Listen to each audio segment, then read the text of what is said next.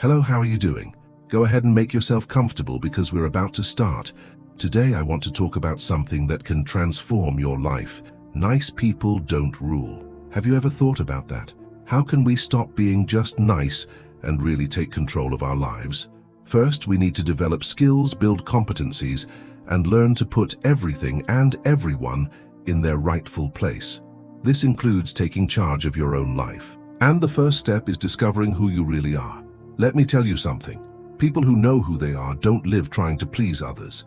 The big problem is that most people have no idea who they are, so they're constantly seeking approval, applause, and validation from others. Let me share a story that happened recently. I was talking to some parents, friends of mine, because our kids hang out together. One of their kids made a bad choice, and my kid, even though he saw it happen, didn't step in. When I found out, I got straight to the point. "Son, you're guilty by omission." He replied, "But I didn't do anything." And I said, "Exactly. That's what I call cowardice. You saw something wrong and stayed quiet. In this house, I don't tolerate raising a coward." Later, I spoke with the other boy's dad. He had already disciplined his son and was reflecting on why his child behaved that way. Together, we reached a conclusion. It was the need for approval. This constant need to please others is dangerous because it can lead someone to make poor choices, even ones that harm their own lives. Eventually, after everything had settled down, we had an honest conversation with the kids. The big takeaway was to show them that the real problem wasn't just the behavior, but the root of it, this need for approval.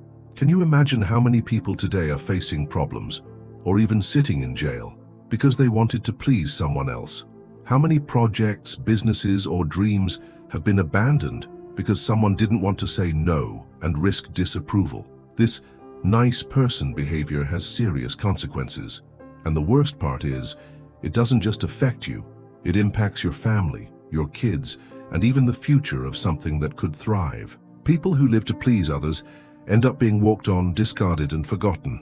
Excessive loyalty turns into submission, and submission makes you a doormat. Let me give you a practical example. Have you ever loaned money to someone you knew wouldn't pay it back? Instead of teaching them to fish, you handed them the fish and then ended up with nothing.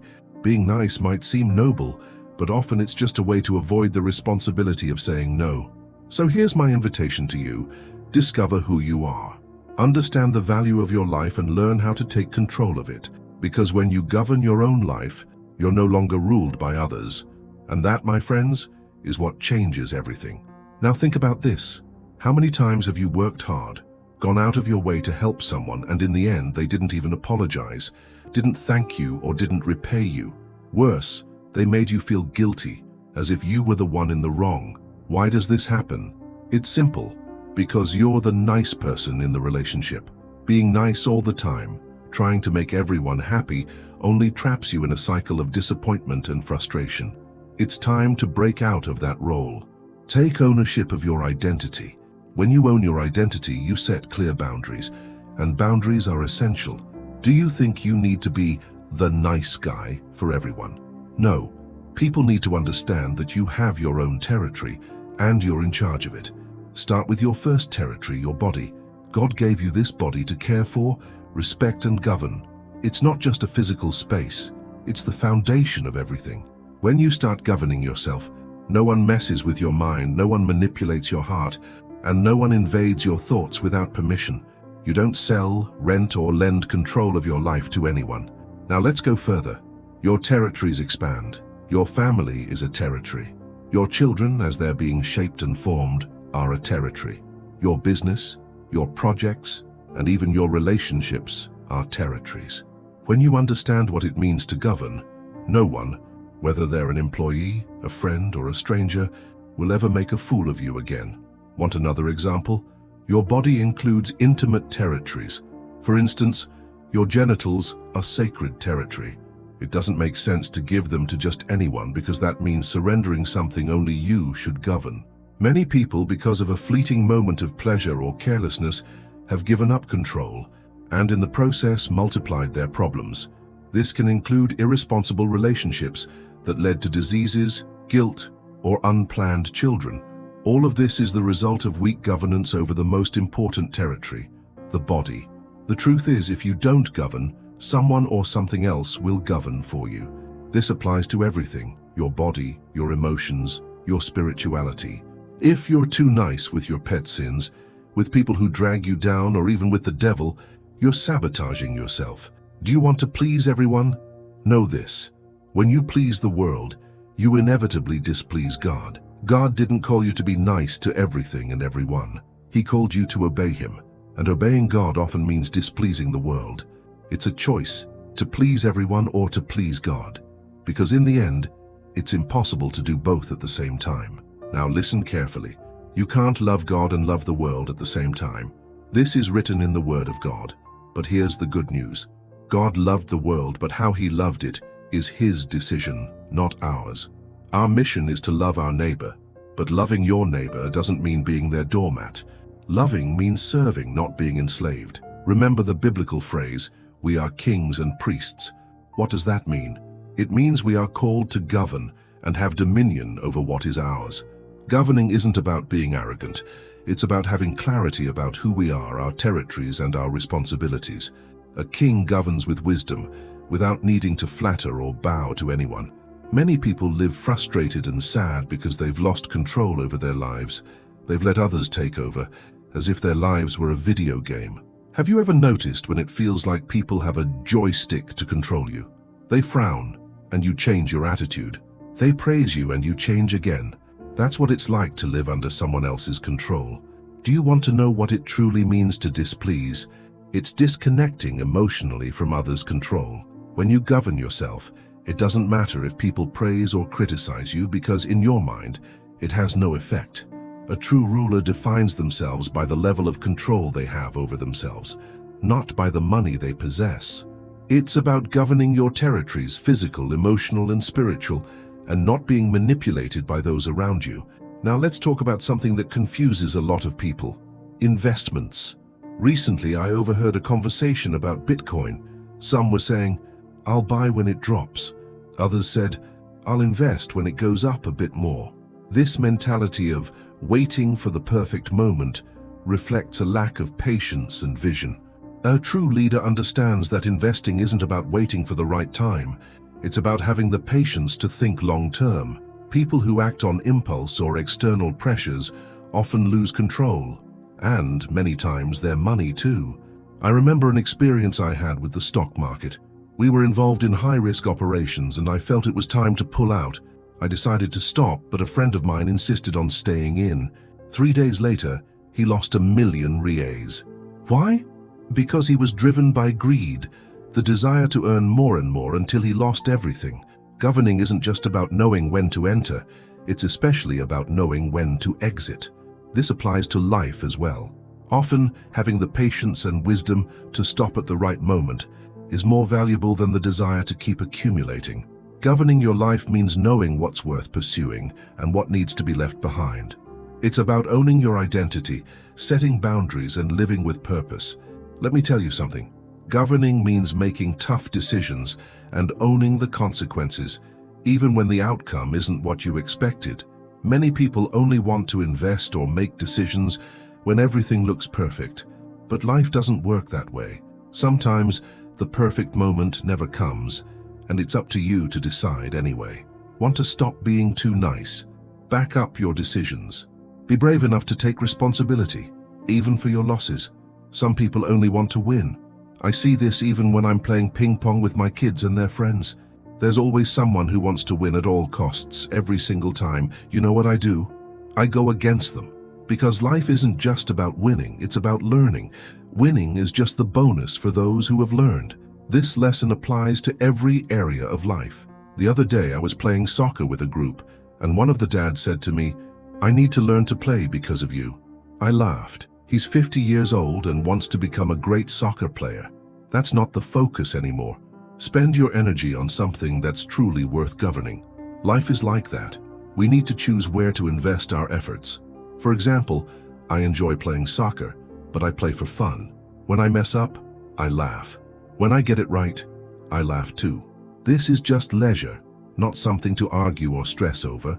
But do you know what I've noticed? A lot of people get frustrated because they don't master the basics. Neither adults nor kids could handle a ball with force. So I told them, "You're not mad at the game, you're mad because you lack control." This applies to life. If you don't master the fundamentals, you'll get frustrated. The foundation of anything is practice. Practice requires repetition, discipline, and often monotony. Yesterday, while I was grilling at home, someone came up to me saying, "I'm good at this, I'm good at that." I started laughing. Being truly good at anything means you've practiced, and practiced some more. There's no such thing as talent without effort. It even reminds me of stories from my childhood.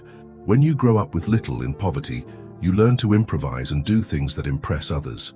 And it's funny because many of these skills only come from continuous practice, from learning through trial and error.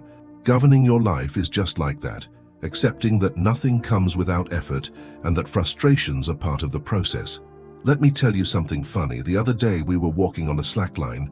I got up on the line, started doing some tricks, and someone asked, "How do you find time for this?" The answer is simple. When I was a kid, I had all the time in the world. While many kids were going to Disney, I was inventing games in the streets. I didn't visit Disney until 2020. Before that, I had already conquered every ride life had to offer. Now, what's the lesson here? To stop being nice, you need to be good. And to be good, you need hours of practice, whether it's in a sport, at work, or even in facing challenges. The other day we were playing ping pong. My son said, "I want to be the ping pong legend." I replied, "No, son. For now, just get the ball over the net." And we started adjusting. At first, he missed 9 out of 10 shots into the net, so we corrected that. Now, only miss by overshooting it to the other side. Once he stopped hitting the net or overshooting, we worked on aiming for the center of the table. You know what I learned from this? Nice people give up too quickly. When they fail, they say, "Oh, I'm just bad at this." But determined people ask, "How many hours will it take for me to get good?" The answer is clear. To be average at something, you need 300 hours of practice. Does that sound like a lot? It's not. If you quit Instagram, YouTube, or TV for a while, you can reach 300 hours in just 2 or 3 months. Now, if you want to be excellent, part of the top 0.1%, you need 10,000 hours. That's more than a year, but it's worth it because it's about training with the best, overcoming challenges and constantly progressing. Here's the point. If you really want something, stop being nice to yourself. If you've decided to wake up early, then wake up before the alarm goes off. That's what I've done my whole life. I woke up before dawn, took cold showers, and ran every day. No excuses. Let me tell you about an experience I had. One day, after skiing all day, completely exhausted, with a full stomach from a barbecue, I looked at the thermometer. Minus 17 degrees Celsius, snow falling. Do you know what I did? I went for a run. It was 10 p.m., and I was dead tired, but I kept the promise I made to myself. And do you know what I was thinking? I'm not nice to myself. I promised, and I'll deliver, even if I hate every second of it. The result? A lesson I carry to this day. Governing your life requires discipline. It's not easy, it's not comfortable, but it's what separates those who dream from those who achieve. Even when I was exhausted, completely drained, I thought, I'm going to beat this. Why? Because I'm not nice to myself. When I decide to do something, that's it. It doesn't matter if it costs me, makes me uncomfortable, or leaves me tired. I'll see it through to the end. And this is where many people fail. They don't succeed because they're too nice to themselves. Often, people who are nice to their own efforts act like they have all the time in the world. It's as if they're living 10 years in one with no sense of urgency, thinking there will always be another chance, another moment. Let me tell you something. Be careful with that mentality. If you believe you'll have another life, great. But what if you don't? How about living this life as if it's your only one? Even if you believe in a next life, use this one as your foundation. Be excellent now so that if another opportunity comes, you'll start at the top. The truth is, people who live with a leave it for later mindset are stuck in life's funnel. I love using this example of a funnel. Do you know why? Many people start life at the top, standing tall, believing everything will be easy. But as time passes, that funnel tightens. By the time they're 40, 50, or 60, they're crawling just to survive. They've worked their whole lives, contributed to retirement funds, and in the end, they're only using that money to pay for medication. The secret? Flip the funnel. Start life by facing the hardest challenges. Go through the struggles while you still have the energy, while you can still learn, adapt, and grow. You know that dream of owning your own home? It's a dream for many people, but maybe it's the first mistake. Not because dreaming of a house is bad, but because too often people spend 30 years of their lives paying for it, and in the process, they lose the chance to invest in themselves. If, instead of pouring your energy into buying your dream home at the start, you invested in yourself, learning, growing, building connections, and expanding your vision, you might end up buying 10 houses in 30 years, not just one. But no, many people shove their first dream into the funnel, and then there's no energy left for anything else. The problem is that people are too nice to their dreams, and I'm going to say something that might sound harsh. Your dream is small. That's right. Not because it's not important, but because when you grow, you'll realize that many of today's dreams were limited. They seemed big for your current self, but they're small for the person you can become. So, stop being nice. Stop waiting for life to happen. Decide to face challenges now. When you stop being afraid and confront difficulties, something powerful happens. Your life begins to expand. What once seemed impossible becomes real. But this only happens when you choose to grow and stop living just to please your small dreams.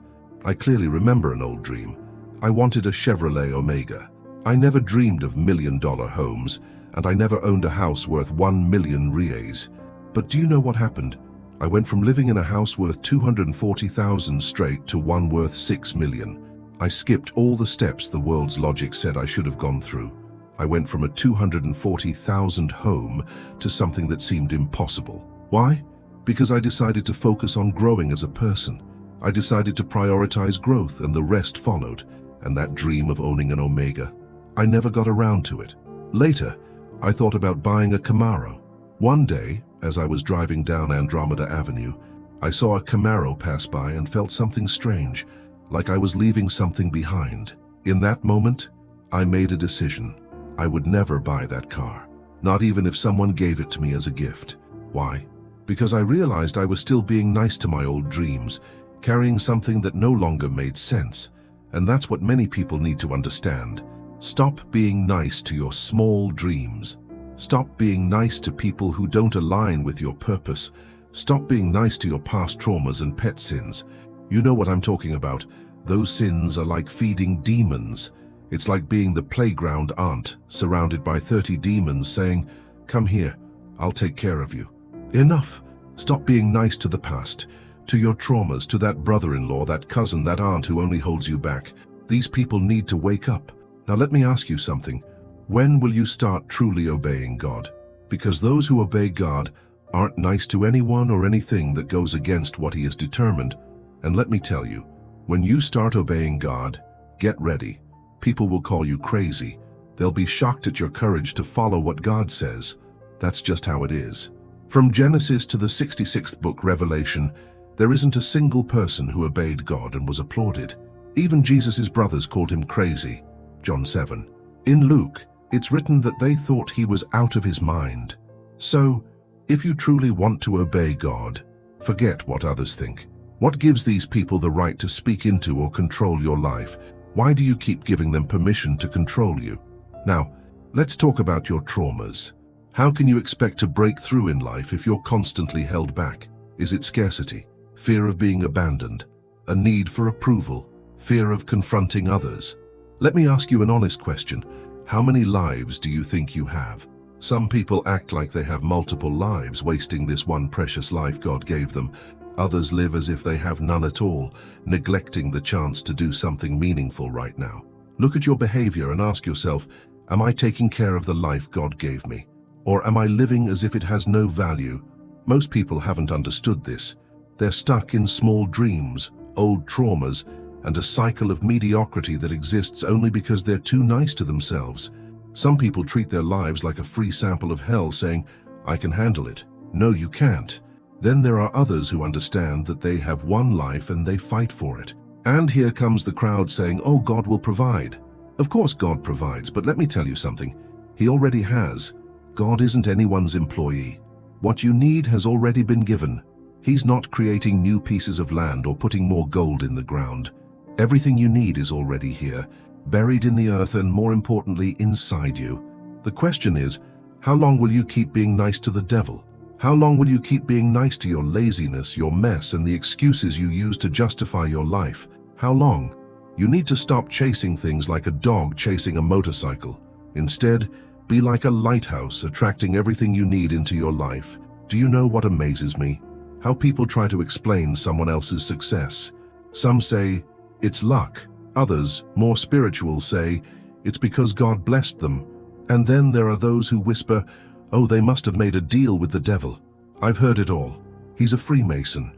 He has political connections, or even he's a leftist, always trying to justify what they don't understand. But how many people actually stop to think about what's behind it? How many look and say, have you considered how many books this person read? How many parties they skipped? How many friendships they let go of to respect their boundaries and follow their path? Few see the sacrifices, the time invested, the hard decisions, and even the forgiveness extended to maintain peace of mind. Do you know what really builds success? Sacrifice, discipline, and learning. It's not luck or favor. It's hard work, focus, and a heart in the right place. But it's easier to blame luck or invent conspiracy theories than to face the truth. Most people aren't willing to pay the price for growth. Want some advice? Stop being nice even to your dreams. Dream bigger. Dream in alignment with what God wants for you. And more importantly, stop justifying your failures by looking at someone else's success. Use that time to build your own story. And do you want to know something even more freeing? Don't waste a single second of your life trying to please people who don't understand your journey. Live what God has placed in your heart, without asking for permission, without worrying about who will like it or not, because in the end, those who judge you are just trying to justify their own failures, and that has nothing to do with you. Where does my wealth come from? To those who mock, I answer simply, it comes from work. But honestly, it's not just from physical labor. It comes from the mind. It comes from technology, from learning how to multiply talents, from management, strategy, and the multiplication of content. And you know what else? It comes from stopping being too nice to everything and everyone. When I sense someone petty or mocking, I give them nothing. I don't even allow them a corner of space in my mind. I've learned not to give the devil a foothold, no matter what form he takes. Call it what you want, but that's how it works. If you're too nice, you'll never rule. It's impossible to govern while being so worried about what others think. Oh, but so-and-so will talk bad about me. And who is this so-and-so? Are they someone noble? No? Then what's the problem? And if they are someone noble, great. If a noble person takes the time to talk about you, feel honored. That's rare. Now, you might be thinking, does this mean I need to become a bad person? No, of course not. But when you start taking charge of your life, a lot of people will see it that way. Why? Because when they lose control over you, they'll start saying you've changed, that you're mean, that you're not the same person anymore. The truth? They lost the influence they once had over your life, and that bothers them. Want some advice? Stop living to please others. That's not your job. People love your usefulness, not you. And do you know what's liberating? Realizing that if you stop being useful, they'll quickly forget about you. What they love about you is what you do for them. Accepting this takes a huge weight off your shoulders. Here's a code for you. Trying to please 1, 2, or even 10 people is emotional foolishness. Why? Because it limits your ability to make an impact. Imagine a waiter trying to please 10 tables at once. Stressful, right? Now imagine creating something that impacts 1,000, 10,000, or even 1 million people. Suddenly, you don't have to please every individual. You focus on what you believe in, on what's true to you, and the right people will connect with it. And when someone comes up to you and says, I don't like you, your response can simply be, oh, that's too bad. Because honestly, that's their problem, not yours. There are plenty of people who like you, who appreciate what you do, who value the impact you bring. So why focus on those who don't? This is the key. Stop pleasing and start impacting. And if you haven't prospered yet, you can bet it's because you're spending too much energy trying to please a few people instead of being useful to many. Free yourself from that. Start creating, start serving on a large scale, and you'll see prosperity come as a natural consequence. Some people spend their lives seeking approval from 5, 10, or 15 people, and those are usually the ones who benefit you the least. On the contrary, they want to control you without offering anything in return. Have you ever thought about that? Does it make sense to keep living that way? It's the same old story. You're too nice to your body, too nice to your mind, too nice to what no longer serves you.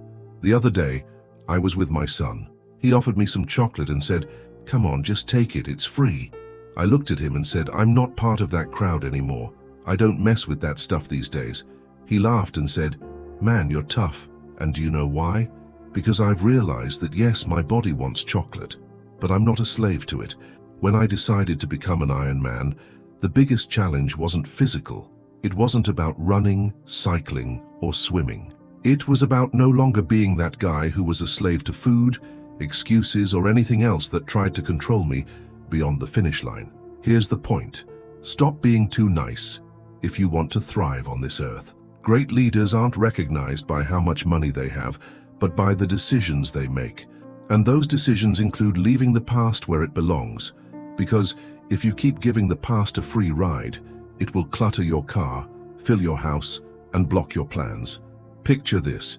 You're driving and the past is right there in the passenger seat listening to music with you. Every day it's there, laughing while you cry over the songs and memories. Enough. It's time to pull over and say, "Past, get out right now. You're not riding with me anymore."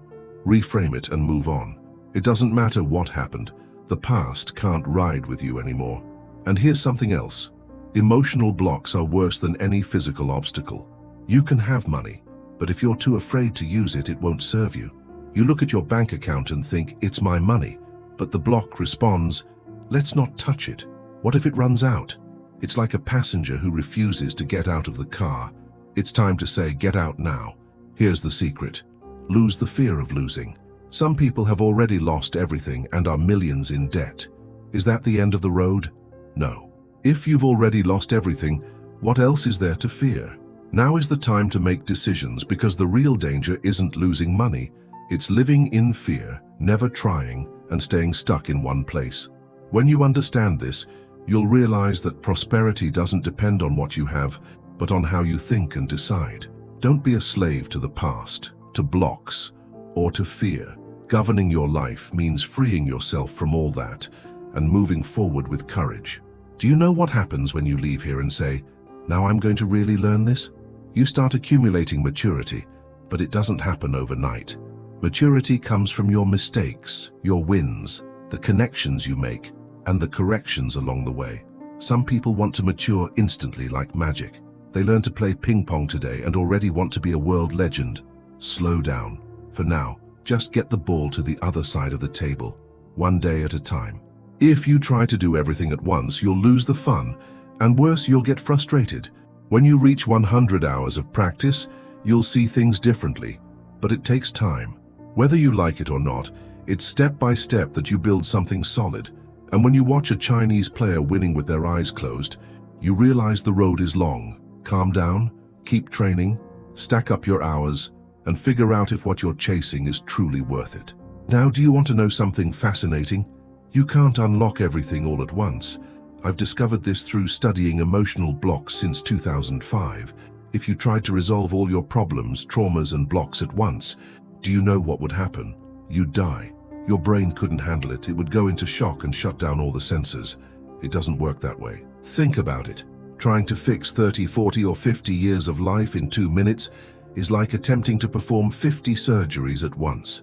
Replacing an arm, doing a transplant, adjusting the abdomen, stretching muscles, all at the same time. Impossible. Your body would collapse. Even the simplest sensors, like feeling the texture of your shoe, your clothes, or the ring on your finger, if all activated simultaneously, would cause such acute pain that you couldn't handle it. So how do you fix it? One step at a time. It's like lifting weights. You don't start with 1,000 kilos, but if you gradually increase the load, 50, 100, 150 kilos, over time, you'll reach what once seemed impossible. Go slowly, week by week, and you'll see your strength grow beyond what you imagined. And here's another lesson. Stop being too nice. Stop being too nice about what others think. Stop being too nice to friends who hold you back. Stop being too nice to your enemies. Yes, even your enemies. Why? Because if you're too nice to them, they'll devour you. And do you know what people say about someone who's too nice? What a pushover.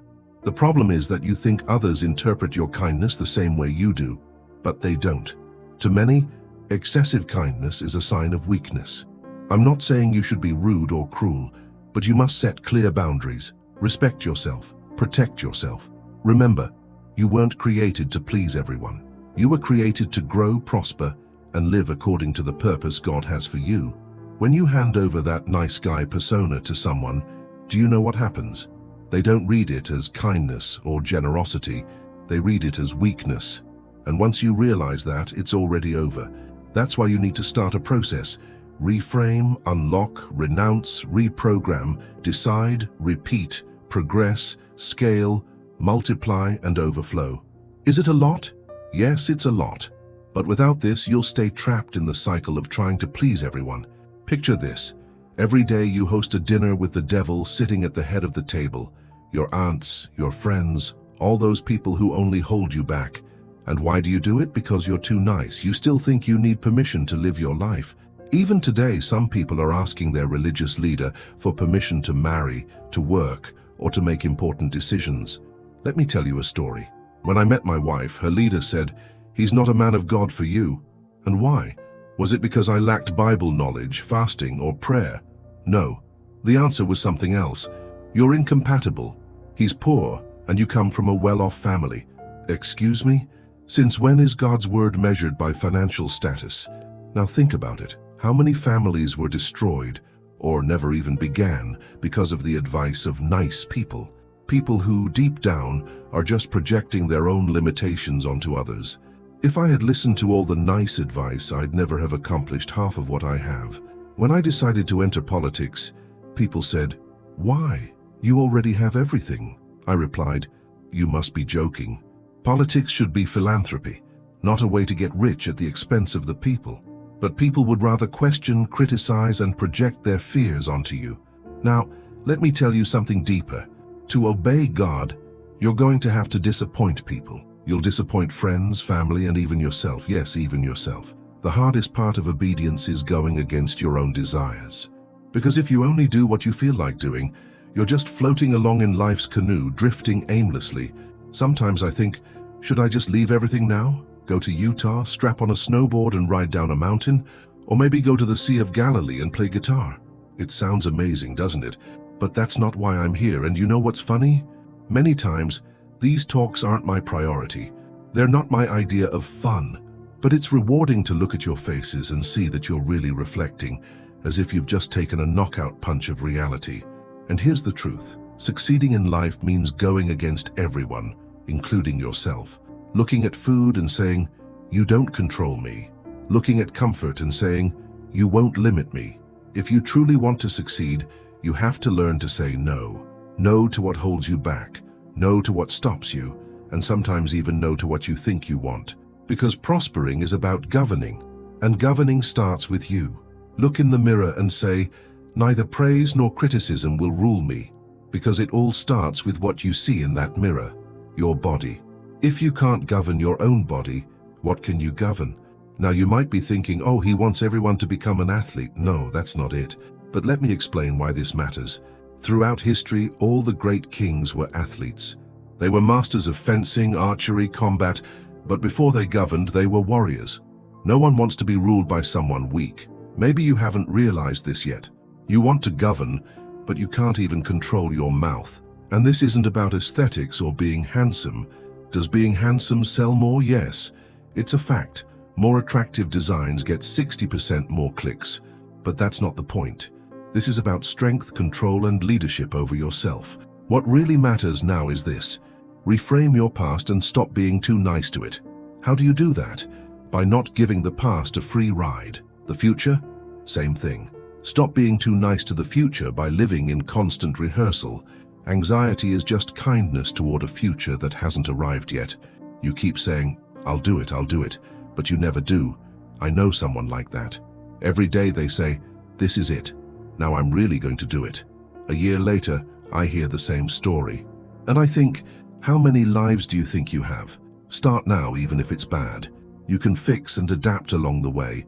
Sitting around planning without acting is just a waste of time that holds you back. Let me tell you a story. I decided to marry my wife when I was 16 years old. Was it crazy? Absolutely. Back then, $60,000 seemed like the end of the world to me. I was earning $48 a month. By 18, my salary increased to $105, and by 21, I was earning $700.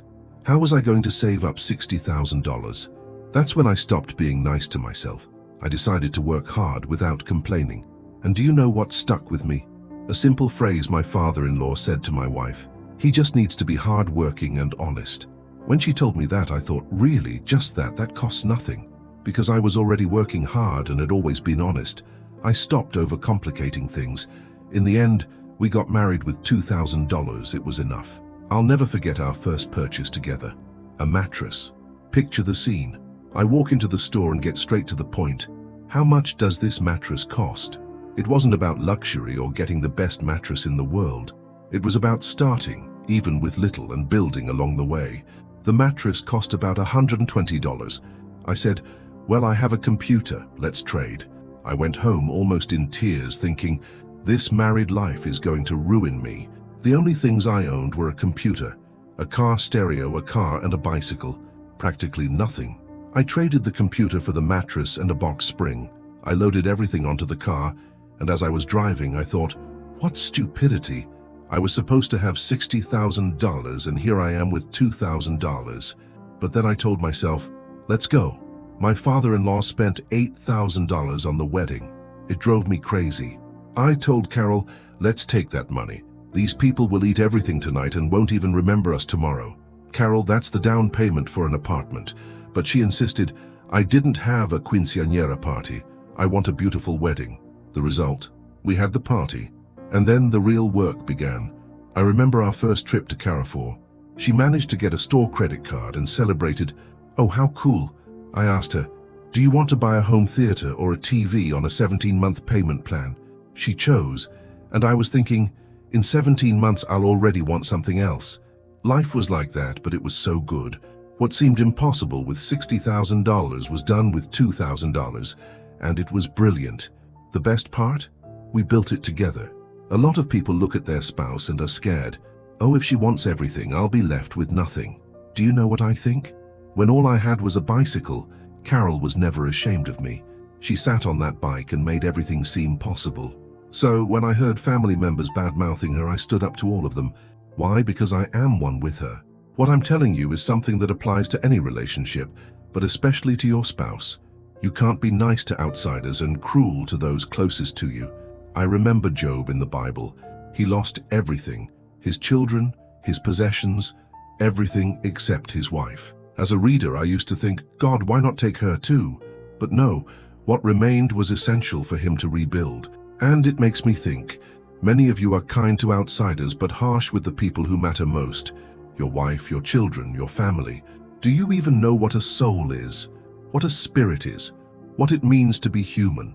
If you haven't decided to change yet, it might be because of fear. What if it goes wrong? But let me tell you something. It's already wrong. Your life is already in a place that needs change. There's no reason to fear failure because failure is already here. Do you know what I do? I decide to put everything on the line. I write down, I only have one life. And do you know what else? I live that life. Some people get upset about this. They say, but what if you die now? I respond, exactly.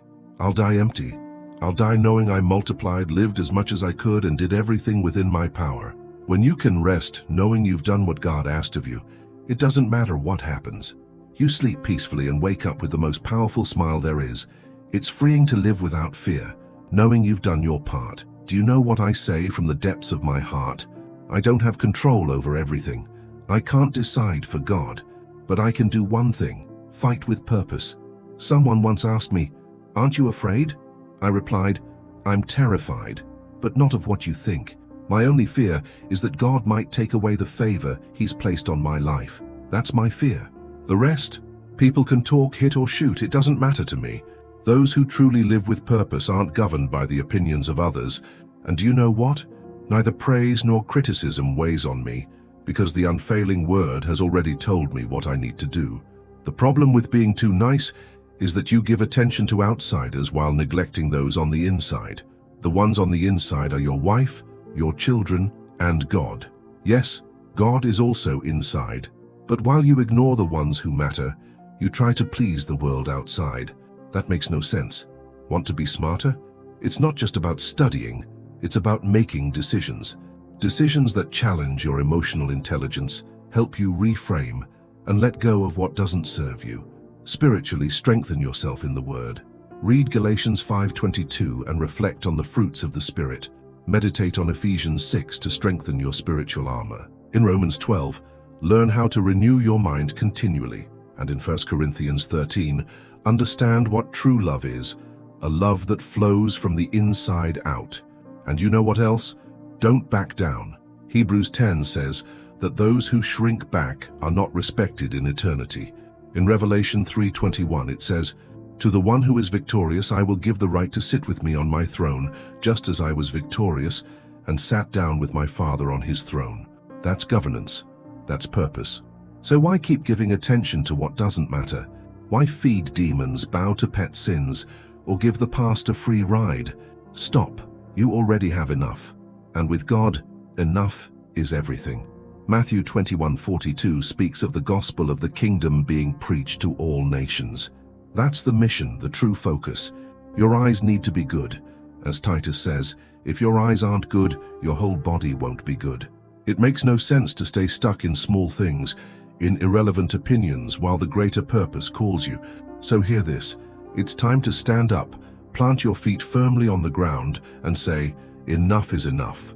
When you understand the authority God has placed within you, and decide not to give that place to anyone else, no one can dominate you.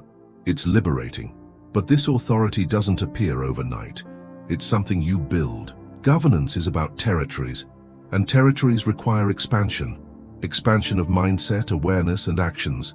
For example, when you start taking care of your health, your awareness changes, doesn't it? And it changes so much that you want others to improve too. It's like accessing wealth. Those who belong to the kingdom and prosper can't stay silent. They want to teach. They want to share. Because when you expand your awareness, the mediocrity around you becomes intolerable. Now let me tell you a secret. If I were just a capitalist, do you know what I'd do?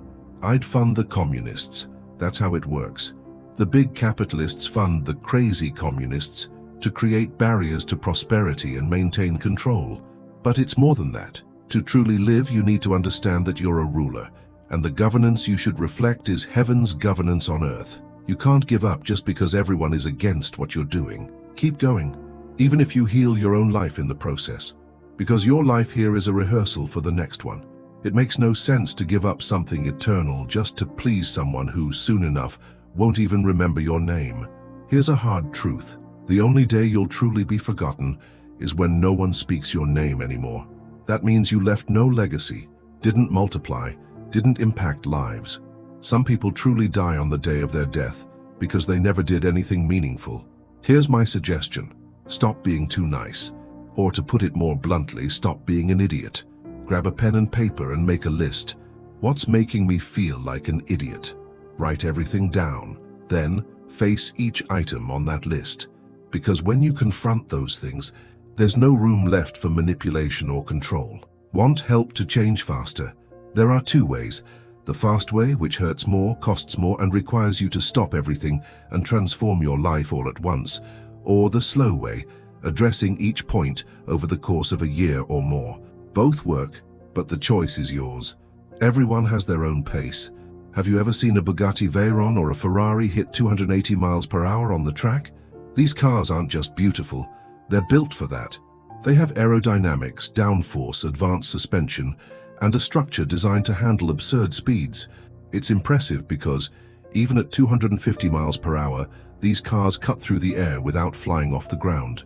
Now, imagine trying to do that with a VW Beetle. At 150 miles per hour, it would already start to lift off. Why? Because it wasn't built for that speed. If you tried to push the Beetle to 250 miles per hour, the body panels would start flying off, the wheels would come loose, and the car would literally fall apart. This happens because the Beetle doesn't have the necessary components. Its bolts are made of iron, but at 250 miles per hour they would need to be made of titanium to handle the pressure. A titanium bolt might cost a fortune, but it's the only material that can withstand the heat and force generated at that speed. I remember the day I bought my Ferrari. I went to put a pair of sunglasses in the glove compartment and realized it didn't have one. I called the dealer and asked, "Where's the glove compartment?" He laughed and said, "This Ferrari is 110 pounds lighter because it doesn't have a glove compartment or plastic. Everything is made of carbon fiber to reduce weight. Every gram matters in a race car because less weight means more speed." Now, think about your life. You want to go at high speed, but you're driving a car packed with unnecessary stuff. Relatives who hold you back, fears that paralyze you, limiting beliefs. The car is too heavy. You've got 3 glove compartments, a kitchen cabinet, and a ton of baggage that doesn't belong there. If you want to move at high speed, you need to turn your car into a race car. How do we do that? First, we strip the weight. We remove everything that isn't essential. Next, we sacrifice comfort. Race cars don't have luxury, they have function. Then we strengthen the structure with safety. In a car, we install roll cages to protect the driver in case of a crash. In your life, you need to build a mental safety system so no one can invade your space or control your decisions. The most interesting part?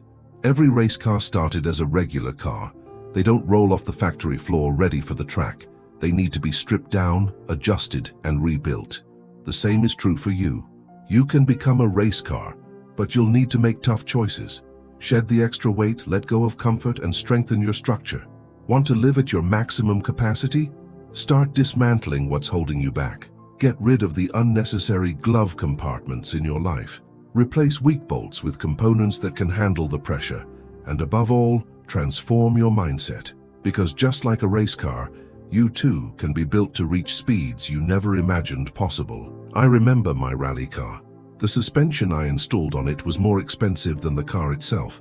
When the seller showed it to me, he said, "With this, there's no way to lose." And he was right. In rally racing, when you have a real suspension, something special happens. You can go over hills and ramps at 120 miles per hour, and the car stays stable. The suspension absorbs the impacts and keeps the car on course. Do you know what that means? Suspension is like emotional intelligence. It's what allows you to absorb life's hits, stay resilient, and keep moving forward. You can have power, the engine, but without good suspension, you'll break at the first impact. Let me give you an example. I once flipped a rally car going over 60 miles per hour. Debris everywhere. Why? Because at that moment the suspension didn't hold up. Now, if it had been a strong suspension, it would have absorbed the impact and kept going. And the tip I want to leave you with is this: study and develop your emotional intelligence. Life is a rally race, and those with emotional intelligence know how to make decisions, reframe challenges, and shed unnecessary weight to move faster. Race cars don't carry extra weight. Everything useless is removed, because if you race with extra weight, you'll never get first place. First place is for those who make the fewest mistakes. The same goes for life. Most victories don't come from doing something extraordinary, but from avoiding mistakes. It's a game of consistency. Let me explain with a simple analogy. Ping pong. I was playing with my kids' friends and said, "Stop trying to win, just analyze the game." Do you know who wins in ping pong? The one who makes the fewest mistakes. The game isn't about extraordinary plays, it's about consistency. 80% of points come from your opponent's mistakes, not your incredible shots. If you just return the ball without making errors, eventually the other player messes up and the point is yours. My younger son, the O2, thought about this and started playing that way. The result? He started beating everyone. You don't need to be spectacular to win, I told him. You just need to stop making mistakes. As you improve, you learn how to make your opponent mess up. And when you become excellent, you can place the ball wherever you want. But the game is long and you need to start simple, by not making mistakes. And do you know what else? This talk could easily be called How to Stop Being an Idiot. But no one would have the courage to show up. The truth is, every overly nice person is an idiot, to themselves and to the millions of people waiting for them to wake up to life. The good news? You can change that, because being too nice isn't a virtue, It's a trap you can decide to leave behind today. Now think with me. Why be nice to people who don't want to change? Why invest energy in those who aren't interested in progress? Do you know what the ROI, the return on investment, is for that? None. Zero. So, how about making today the day you stop doing that? If you want to become a race car, you need to run with race cars. You can't expect to race at 200 miles per hour while hanging around with bicycles. It's like Formula One. Have you seen the picture of Charles Leclerc watching Lewis Hamilton as a kid? Or Verstappen, who was a test driver, admiring Hamilton before becoming a world champion? Even Schumacher, who had a poster of Ayrton Senna at home, eventually competed with him and left his own legacy. Here's the lesson. Stay close to the race cars, even if you start as a mechanic. Being near those who are moving at high speed, those who are winners, will push you forward.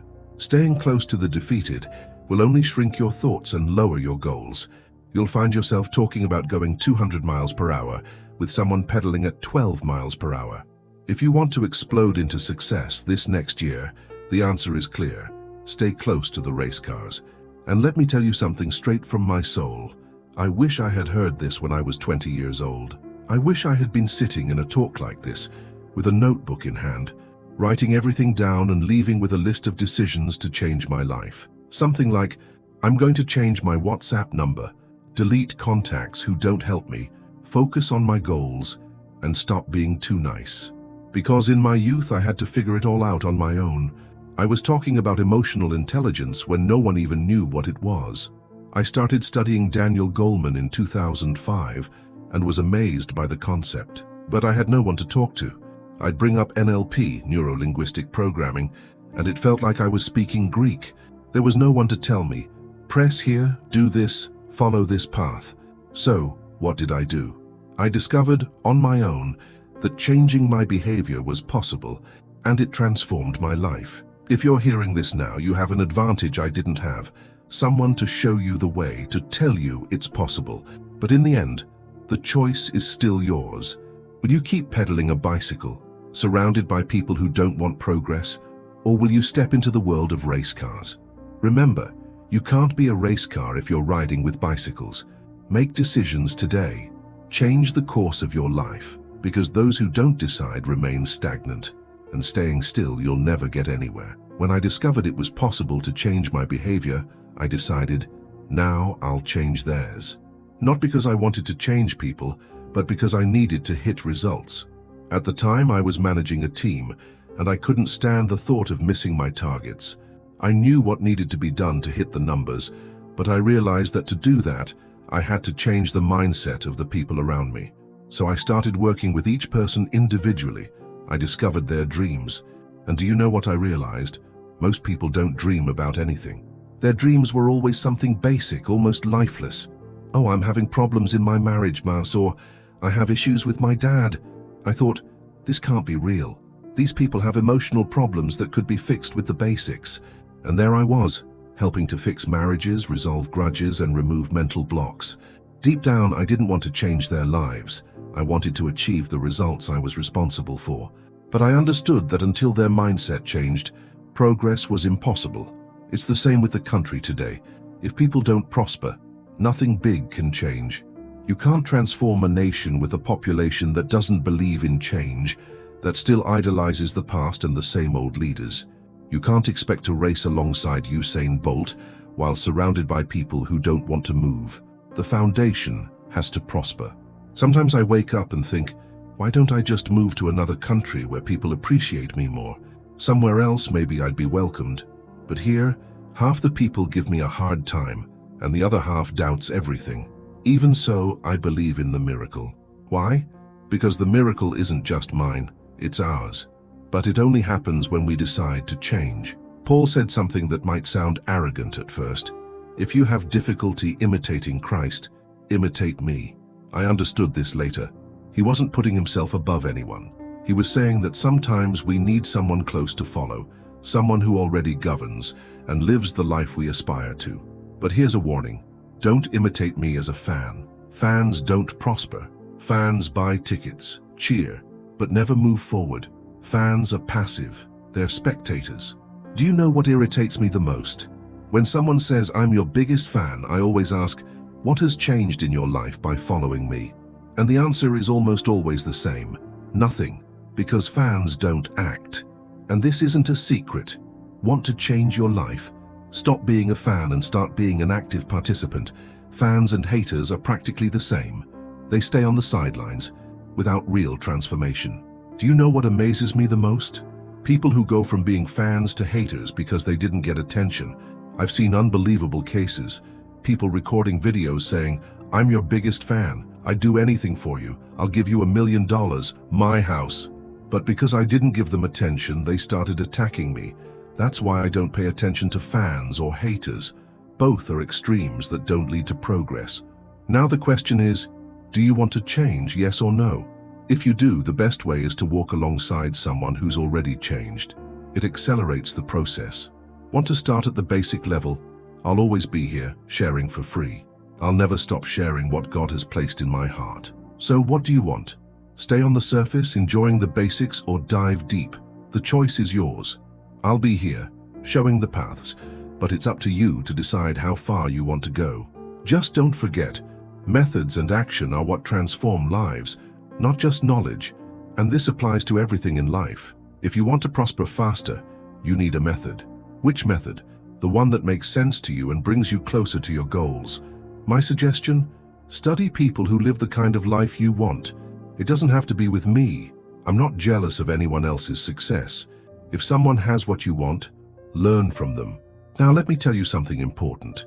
Staying in the same job your whole life, doing the same thing, is the recipe for always getting the same results. If you want to break through, you need challenges. Challenge yourself, change your method, and expand your capacity. Want an example? I have a sports room in my garage. It's got golf clubs, baseball bats, triathlon equipment, skateboards, tennis rackets. You name it, I've got it. Not because I want to be an Olympic medalist in all of them, but because I want to unlock my brain. Each sport, each skill I practice helps me access new areas of my mind. Medals are amazing, but they represent 5 seconds of glory after 15 or 20 years of training.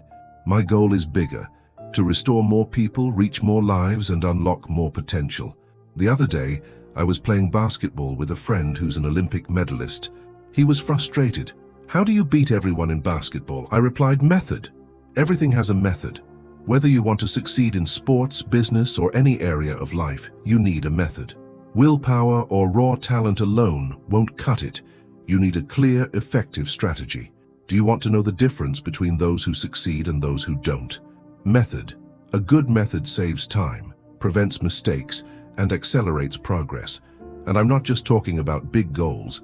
Whether it's perfecting a barbecue, playing basketball, running a business, or launching a digital product, everything starts with method. So, what are you going to do? Keep improvising? Or are you going to look for a method? Because those who learn and apply the right method not only succeed but also transform everything and everyone around them. Everything has a method. Do you want to succeed faster? Yes or no? Then embrace the method. Write that down. The method is the foundation for achieving any goal. Someone asked me, "How do you make $1 million?" I answered, "There's a method. Do you want it the traditional way or the digital way? Which is faster?" Digital, of course, because digital gives you scale. It allows you to reach more people with less effort. But here's the point. Even with the right method, you still need to align your energy and your experience. Imagine a graph. The green line represents the method, a clear step-by-step process. The blue line is your energy, inconsistent, full of highs and lows, and the red line is your experience, usually too low to handle the pressure. The problem isn't the method. The method is there, clear and defined. The problem is that your energy and experience aren't aligned with it. For example, to follow a method, you need specific skills: communication, networking, the ability to interpret data, and strategic action. If your energy is low, you can't consistently apply the method. If your experience is limited, you don't know how to adapt the method to challenges. That's why people come to me. They don't just want my method, they want my energy and experience too. And do you know why my energy is always high? Because I don't rely on your applause or your criticism. Whether you like me or not, it doesn't matter. My energy comes from a higher place. I wake up every day thanking God. I read the Bible, I train, I eat well, and I do what needs to be done.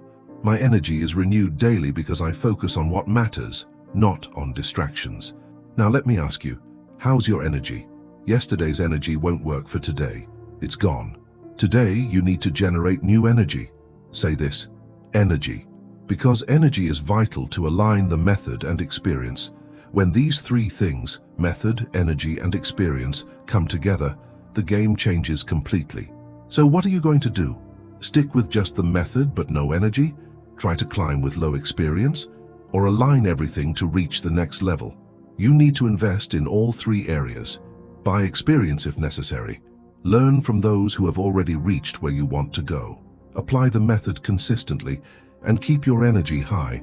Don't forget, the method is available, but execution is your responsibility. Align your lines and get ready for extraordinary results. Because true transformation happens when you combine method, energy, and experience and put it all into action. Now, let me tell you something. Most people's problem isn't the method, it's energy and experience. Without these two things, the method alone won't work. The result is triphase: method, experience, and energy. Repeat this. Results are triphase. Why is your energy low? Maybe it's because you're in debt and it's draining you, or maybe because your money is running out. It's easy to have energy when money is abundant, but true strength is keeping your energy high when things get tough. Do you know what you do when you're stuck? You give more energy. When a truck is bogged down in mud, you don't ease off the traction, you increase it. If the undercarriage touches the ground, it's over. You have to accelerate harder to get out. Do you know what I see when I look at most people's charts? Low energy, low experience. That's why things don't work. Do you want to know why others succeed and you don't? Energy and experience. How do you gain experience? By selling, by learning communication, by managing, by buying, by dealing with real challenges. Experience doesn't fall into your lap. You build it. You can't wait for someone to hand you a perfect chart with everything aligned. You have to adjust those lines through action. So what are you going to do? Stay with low energy and no experience? Or are you going to decide to accelerate, align those three forces, method, energy, and experience, and reach the next level? Because that's what defines who moves forward and who gets left behind. Action and consistency. Now it's your turn. Experience, experience, experience. When you have experience, what's impossible for you? Nothing. Why? Because experience gives you confidence, prepares you for challenges, and teaches you what to do even in the toughest situations. Let me tell you a story about Patricia, up in the highest peaks of the Americas. She asked me, "Marcel, do you think I can climb it?" I only asked her one thing in return. "Do you know how to break?" She insisted. "You're my mentor. You have to tell me if I'll make it." I replied, "I just want to know if you can break, because if you can, you won't die." Patricia said she could, so I told her, "Go in peace." And she went. She was the only woman who made it. I didn't see any other woman do the same. While others were waiting to take the elevator, she climbed on foot. When she reached the most challenging point called Devil's Throat, she looked at me and asked, "Will I make it out alive?" I said, "Remember to break." And off she went. She slid backward, nearly fell, but in the end, she managed to descend. Why? Because she trusted the method and applied what she knew. Patricia learned something powerful: confidence in herself, in the method, and in the experience she had gained. And it changed her mindset. Now she has something no one can take away: the certainty that she's capable. What about you? Are you ready to face your own devil's throats in life? To tackle massive challenges, the only thing you need is a method and enough energy to apply what you know. Energy is the key. Why? Because it moves everything. Without energy, you won't seek experience, you won't apply the method, and you'll stay stuck. Among the three, method, experience, and energy, guess which is the most valuable? Energy. Why? Because with high energy, you'll find ways to gain experience and apply methods. When your energy is high, you act. With low energy, even the simplest tasks feel impossible. That's why I say, energy is everything. If you feel like your energy is being drained, it's time to take a pit stop like a race car. Stop for 2 days, recharge your strength, identify what's draining your energy, and cut it out of your life. Identity, purpose, and energy. That's how you live like I do. First, activate your identity, discover who you are. Second, clarify your purpose, know where you're headed. Third, protect your energy, eliminate what drains you, and invest in what strengthens you. Here's what I say. If you want to be a race car on this earth, you need to learn the method, gain experience, but above all, keep your energy high. No matter what lies ahead, remember, everything has a method, and energy is the fuel that gets you there. Want to change your life? The first thing you need to unlock is energy. Do you know why? Because the daily feeling of defeat drains your energy and paralyzes you. Eating poorly drains energy. Skipping workouts, low energy. Not living in an environment of gratitude and growth, negative energy. All of these add to your problem. If you don't fix your energy, you can't move forward. Once you've solved your energy problem, you can buy experience. Yes, experience can be bought. And do you know how? With energy. Many times you trade your energy for experience by working on projects, taking on challenges, or learning something new. Want an example? Working for someone without pay, just to learn. Now pay attention. If you have high energy and lots of experience but still aren't getting results, you're missing one final element: aligning everything with a clear and efficient method. It's like hitting bingo in life. When energy, experience, and method come together, success happens. Here's a truth that might bother you. Many of your biggest problems come from poor choices, like marrying the wrong person. Yes, there are wrong marriages, and I'll tell you why. It's not just about the right person at the wrong time. Sometimes it's simply the wrong choice, and the more wrong the marriage, the more expensive the training to deal with it. Don't romanticize it. Want to avoid problems like these? Do what I did. Prepare yourself beforehand.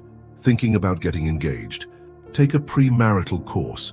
Thinking about marriage, take a couples course. Before my first child was born, I took a parenting course. Before I became wealthy, I took courses on wealth and finance. Everything that mattered to me I studied beforehand. Do you know what this means? I don't trust luck. I didn't get married thinking, I'll change this person. Because in premarital counseling, I learned that no one changes anyone.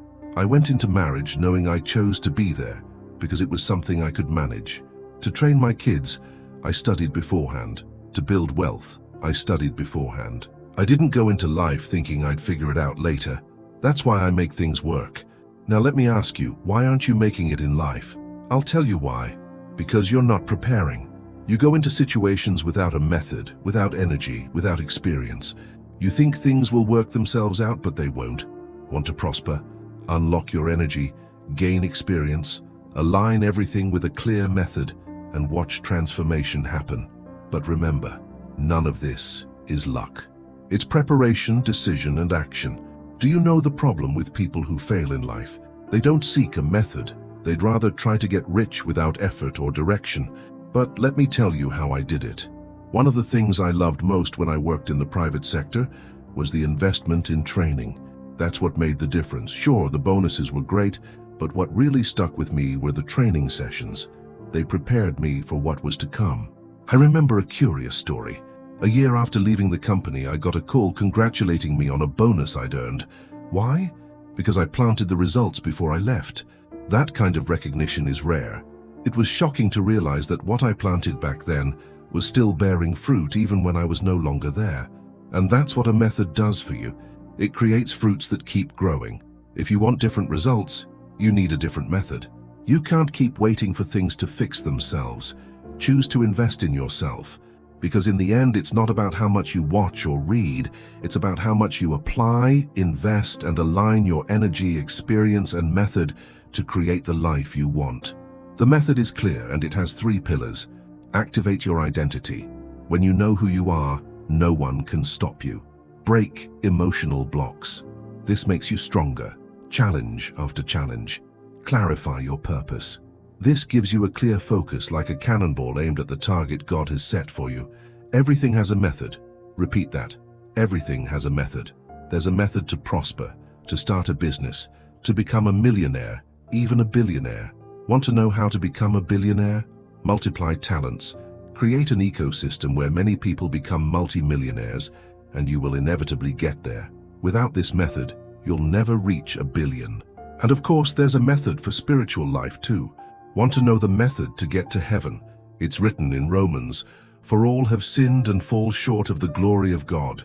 The way to heaven is through the blood of Jesus, being baptized by water and the Spirit. There's a method for everything. When you align with the purpose God has designed for you, something incredible happens. He releases bonuses along your journey. We call this God's favor, a divine acceleration that amplifies the results of your efforts. But this only happens when you're in the right flow, following the path He has set for you.